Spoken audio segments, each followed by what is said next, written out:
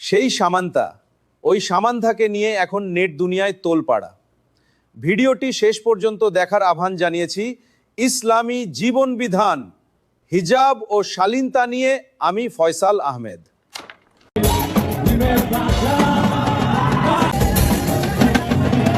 শুরুতেই একটি গুরুত্বপূর্ণ কথা, ইসলাম শুধু নামাজ, রোজা বা কুরআন তিলাওয়াতের মধ্যেই সীমাবদ্ধ নয়, বরং জীবনযাপন, আচরণ, শালীনতা ও চলাফেরাও ইসলামের অংশ।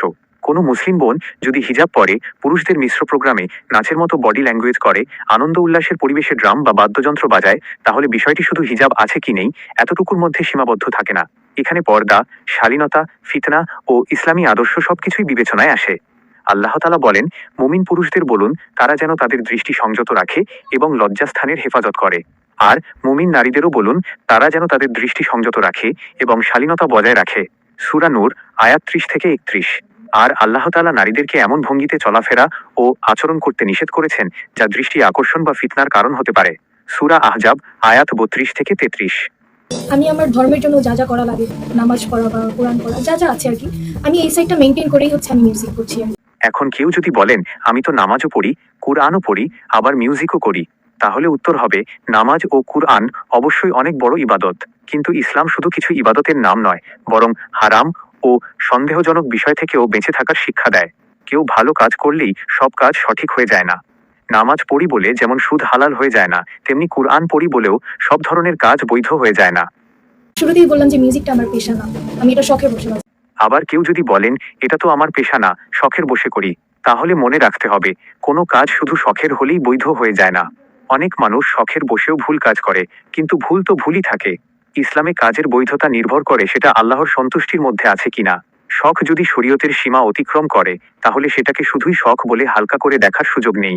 যারা পজিটিভ কমেন্ট করছে, আমি তাদেরটাই আগে বলি, তাদের দোয়া আমার সাথে আছে, আমি ওদের দোয়া নিয়ে এগিয়ে যেতে চাই। আর যদি বলা হয় মানুষ পজিটিভ কমেন্ট করছে, তাদের দোয়া নিয়ে এগোতে চাই, তাহলে মনে রাখা দরকার মানুষের প্রশংসা সবসময় আল্লাহর সন্তুষ্টির প্রমাণ নয়।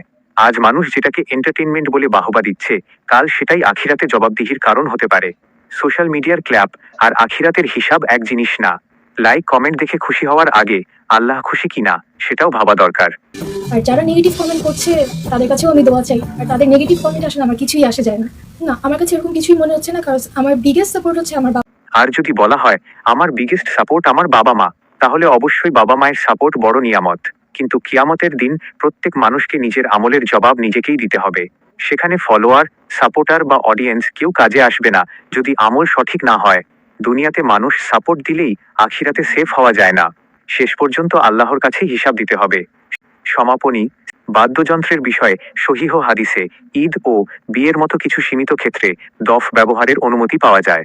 তবে অধিকাংশ আলেমের মতে সাধারণভাবে ড্রাম, ঢোল ও অন্যান্য বাদ্যযন্ত্র যদি গাফেলতা, মিক্সড পরিবেশ বা অনৈতিক আনন্দ উল্লাসের অংশ হয়, তাহলে তা শরীয়তের দৃষ্টিতে গ্রহণযোগ্য নয়।